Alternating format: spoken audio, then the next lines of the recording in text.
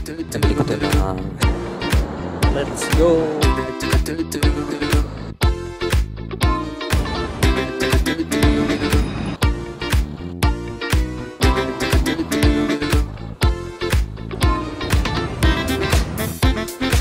Bridge.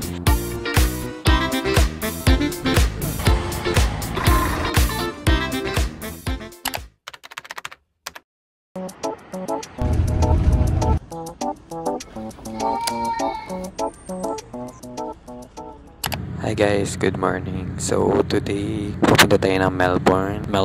And nandito na kami ngayon sa train, Ballarat to Melbourne. Feeling ko ito yung magiging first vlog na maayos ko dito sa may AU. So mag-stay kami ng 2 nights sa Melbourne. Hopefully ma-enjoy natin tong Melbourne trip natin. Wala pa kaming exact plan today, pero let's see na lang later. Ito pala yung tsura ng train nila dito. Yan.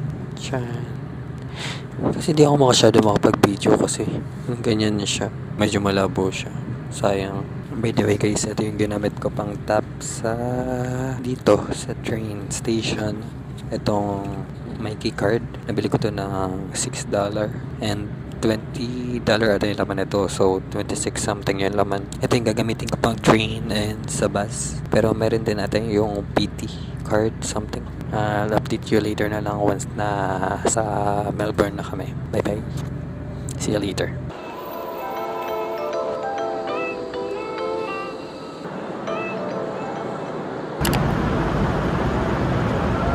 Then we're gonna top it again. Dito na tayo sa Melbourne. Wow. Kakain muna kami kasi like hindi pa kami nagla-lunch. Bigat ng dala ko. Nagdala kaming maleta para like doon na rin kasi kami maglalabas sa my Airbnb para makatipid. Let's go. Day 1 in Melbourne. Kain muna kami before anything else. Check in kami mga 11:30. Wow. Yeah, nakalabas na kami dito sa my train station and yeah. Welcome to Melbourne. And 11 AM na, so 11:30 kami magche-check-in. Inantay lang namin yung message ata. Hindi ko alam kung gano'ng kalayo or ewan ko kung walking distance ba siya. So I'll see you later. Kakain muna kami and ilalagay namin yung mga gamit namin sa Airbnb then tsaka magbablog. So see you, bye-bye. Ayan siya. Hala, may nag-aaway dito. At chismoso na. May nag-aaway. Hi guys, so magbo-voice over ako since akala ko gumagana yung mic, hindi pala naka-on. So quick tour lang sa Airbnb na nabook namin dito sa CBD area. Actually, ang nice ng Airbnb na nabook namin kasi kompleto na yung mga gamit dito. And may isang bed, pero yung isa is sofa bed, so pwede rin dun mag-sleep. And ang ganda ng view dito sa area na to kasi kita talaga yung city, yung CBD area. And nabook namin to around 6K plus ata for 2 nights and perfect siya kasi may laundry na rin. So sinulit namin yun since dito na rin kami nag-laundry para less gastos. And may balcony and ang nice ng view niya. Kaya perfect mag-chill dito. Dito na kami sa may food court something nila. Oh my god, I miss ko mag-rice. Japanese food. I miss rice so much. Parang ngayon na ulit kami mag-rice. So this is $16 with rice and 2 na ulam. Let's eat sweet and sour chicken and beef teriyaki. So let's eat. Thanks for the food dito. Ngayon na ulit ako mag-rice after ilang days. Nainitan ako, tinanggal ko muna yung jacket. Ubusin ko lang muna itong pagkain ko, then I'll see you later sa labas. Bye-bye. Pati mag-charge muna ako.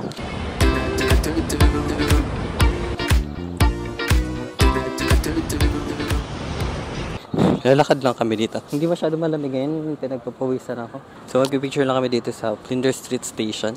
Yan siya.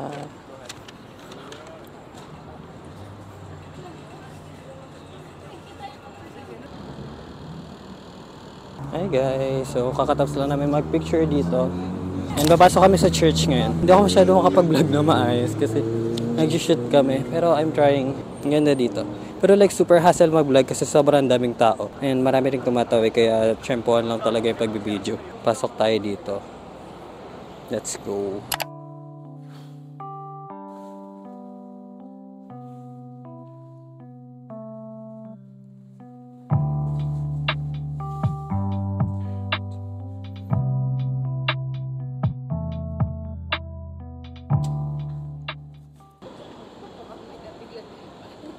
So, tapos na tayo magdasal doon and pumunta naman natin yung ibang spot dito. Medyo pangit lang yung weather. I mean, yung sky. Kasi like, pangit siya sa picture.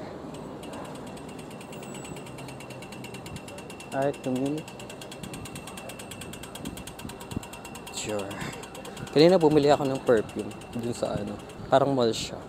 Mamamura lang ng perfume dun. Yan, naglalakad lang tayo dito sa area na to. Gusto ko ng coffee. Let's go. Try natin pumasok dito sa may National Gallery of Victoria.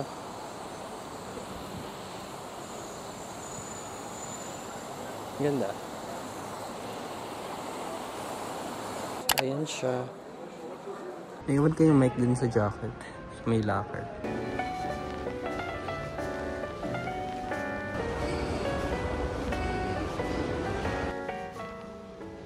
Sakay tayo dyan. Trump card. 75.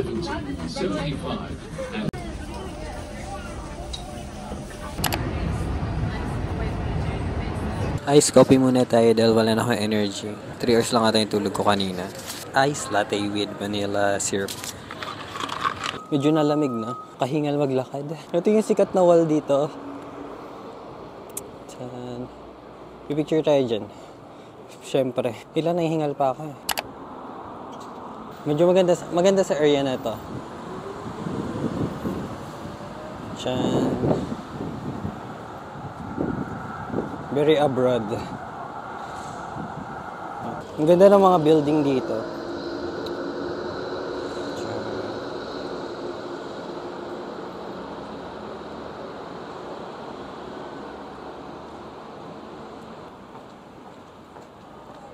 Ito yung famous art wall dito. You should go here, guys. Wow. Pero mag-ingat din kayo pag pumunta kayo dito kasi may mga addict.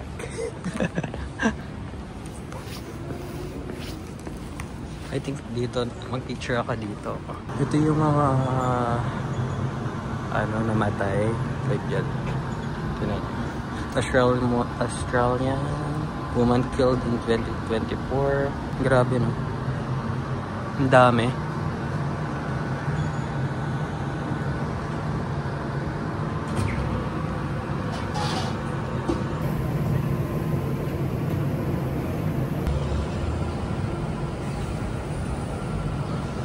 May Sarah Star dito. Nainitan ako. Yung maganda dito, ang daming upuan, no?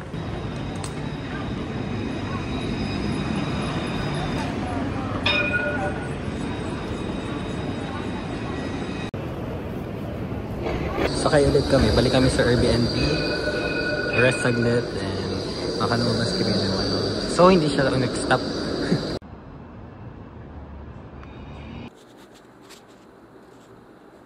Hi guys, good morning. So, day 2 in Melbourne. So, 9:40 na dito sa Melbourne and kita yung reflection ko. Video lang ako. I'm planning to walk around. And kahapon hindi na ako nakapag-vlog kasi pumunta muna kami ng Airbnb din. Kumain kami sa Korean restaurant. Pero hindi ko na siya na-vlog. Kasi parang wala na akong energy. Napagod na din ako. And then after nun, umuwi na rin kami. Kagabi naglakad-lakad ako dito eh. Mga gabi-gabi na. And maaga kasi masyadong nagsasara yung mga store nila dito. Kaya wala rin masyadong magalaan paggabi. And medyo boring na paggabi. Kasi like, you know, work-life balance yung life nila dito. Yeah, let's go down and I'll update you later guys. Gugutom na din ako. And mag-lunch. Tulog po yung kasama ko. Let's enjoy the day. And yeah, ang gloomy.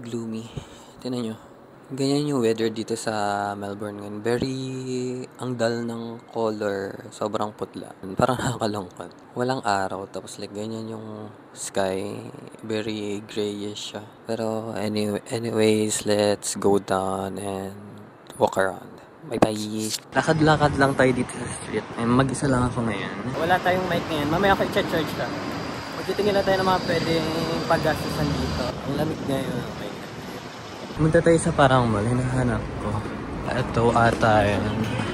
Outlet Center? Kohl's. Dito ata. So, let's go upstairs. Nahina ng audio ko. Nalobat yung mic ko. Kailangan ko pala i-charge siya. Okay. May mga store dito. And we're gonna check kung ano mga pwede natin mabili. Daming mura dito, guys. Lalo na yung mga perfume dito. Ang mura niya. Pero original siya.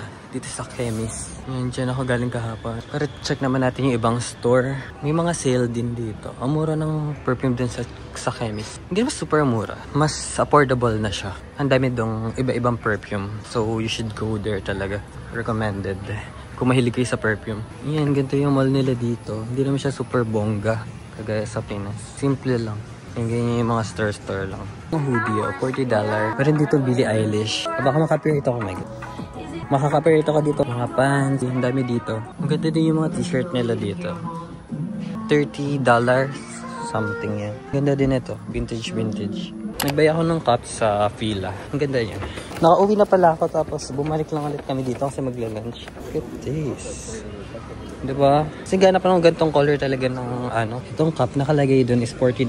Pero nabili ko siya ng $20. And then bumili na din ako ng lunch ko. Korean bulgogi bibimbap. Try na yan. Magbay tayo ng coffee. I need iced coffee. Iced chocolate. Ano na kaya?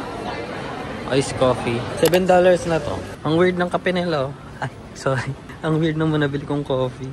Iced coffee pero may parang nakalutang na cream na pero wala naman siyang ice. Coffee cream.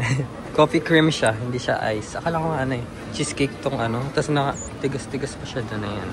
Ayoko na ito. $7 pa naman to. Meeting na kami sa trunk.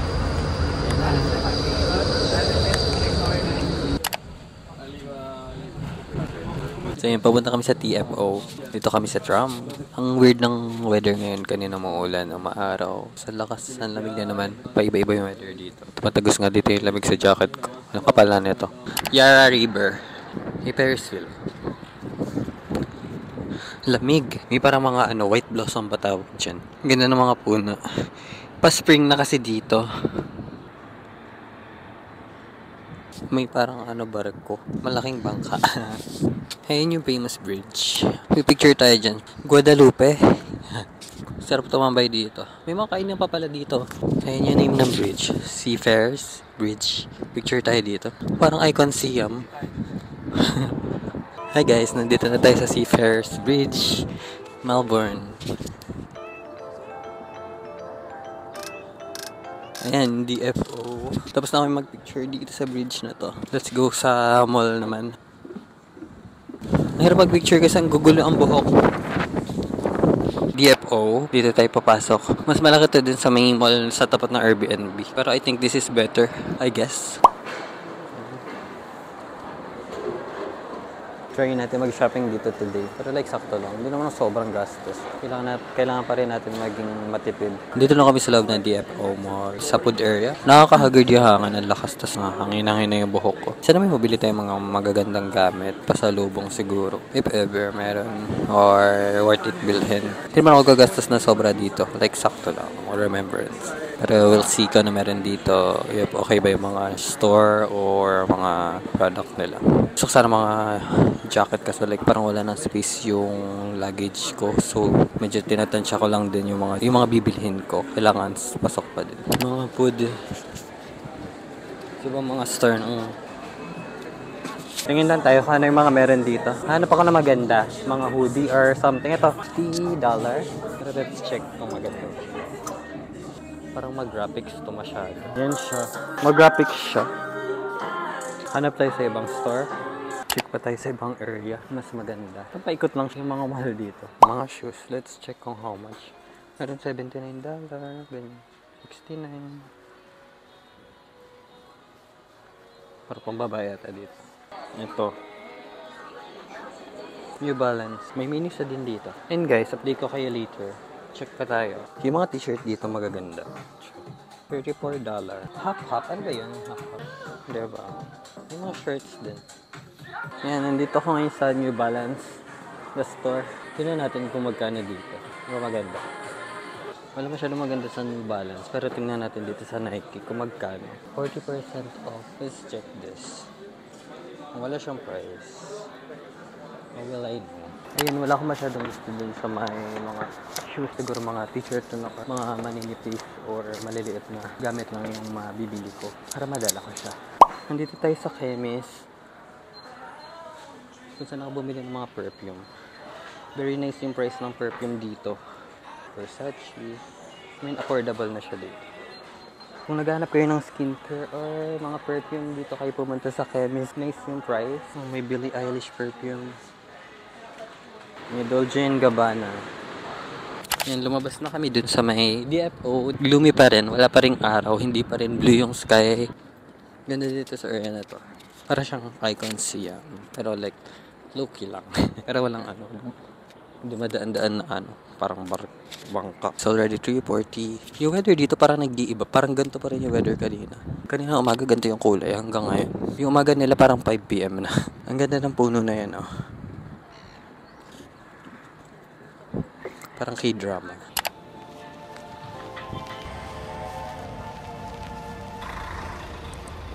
Hey guys, thank you for watching this video. Yung video na hindi ngayon. Bye-bye! Nagbay pala ako ng mga souvenir, wallet, and kitchen dito. So, hindi ko na nabidyoan yung paghanap kasi medyo nahirapan ako magpili-pili. Pakita ko na lang sa inyo later. And full na yung memory ko, kaya hindi na ako masyado nag-vlog. So, I'll see you later. Pakita ko na lang sa inyo to later. Pag nakapunta ng Airbnb. Ito pala yung mga binili ko kanina. Wallet, mga kitchen, mga pambili. Tapos t-shirt. So, yun lang.